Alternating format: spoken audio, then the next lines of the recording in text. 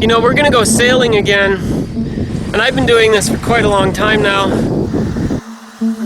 This is our second night at sail. We're both really tired.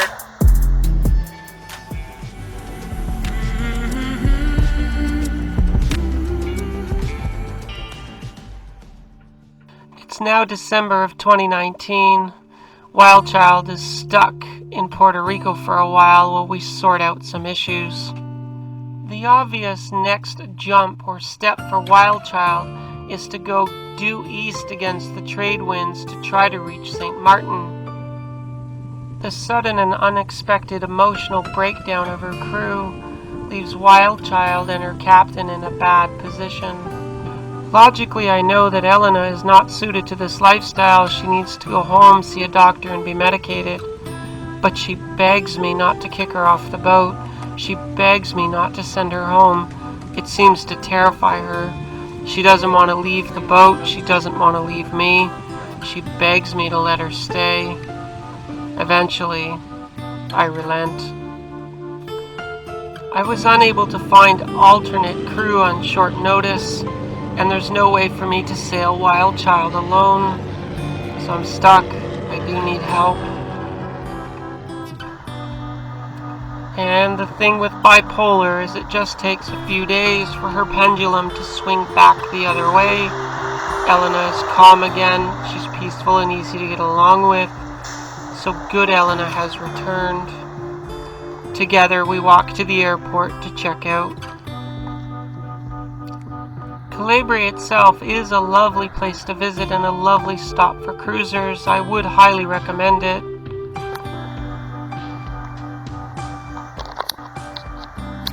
We're walking to the airport now in Calabria because apparently that's where we have to check out.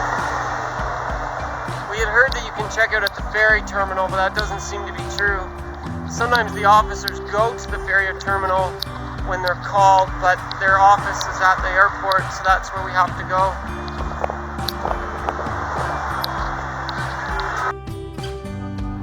The airport building itself is tiny, but it's accessible and easy to find.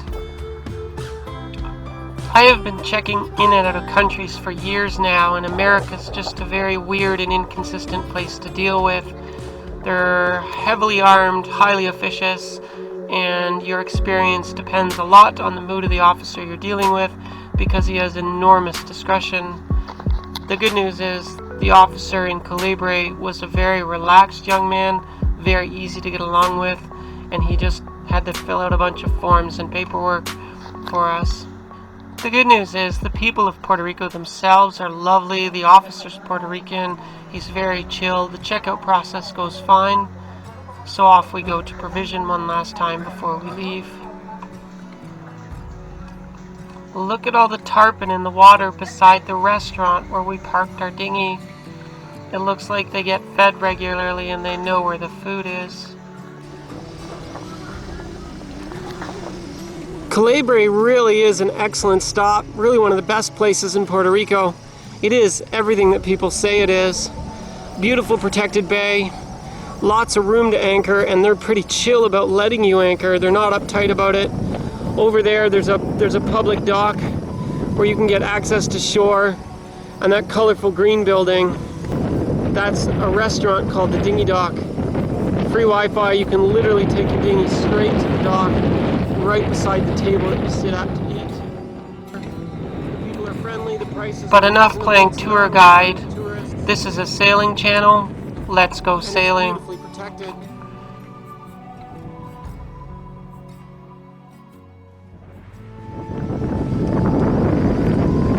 You know, we're gonna go sailing again, and I've been doing this for quite a long time now. You still get a feeling in your stomach, almost of dread, like you know exactly what it feels like to go out there, and you gotta be tough, and you gotta bear down and be strong and face it. Even if you don't really want to, even if you just want to crawl in bed and watch TV and pull the covers over your head. The ocean is the ocean. You gotta be strong and you gotta be willing to take it.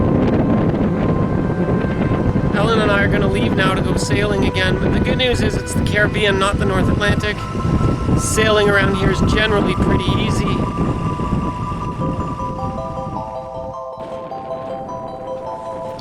By lucky and random coincidence, at the same time that Elena's visa expired and we must leave American waters, the wind is scheduled to come around from the east-southeast. It should make this eastward passage a little easier.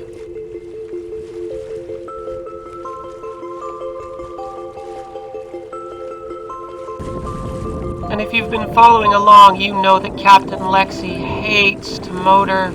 But to get out of this very well protected bay in Ensata Honda, it is directly upwind, and there was no way I was going to tack 50 times to get out.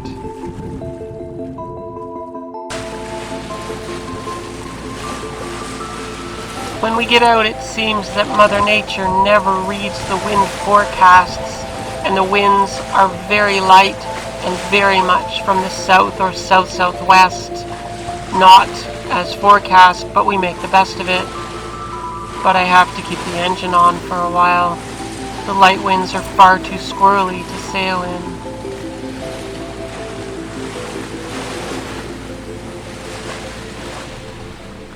By now you know me. I am a purist at heart. I am stubborn and determined. I keep turning off the engine to try to sail. I fail to sail. The wind is all over the compass and I just can't go. Then I have to turn the engine back on, and I think maybe in an hour things will get better. And an hour later I turn the engine off and I try to sail and I fail to sail and I have to turn the engine back on again. And it goes on like this until late into the night. The squirrely winds and Mother Nature just will not cooperate.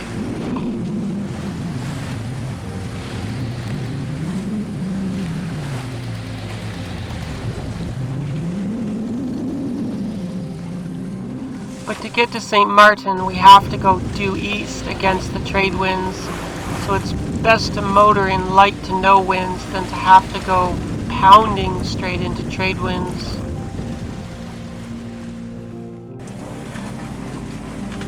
I make myself a little nest in the back of the cockpit, and I literally stay here for 3 days and 2 nights.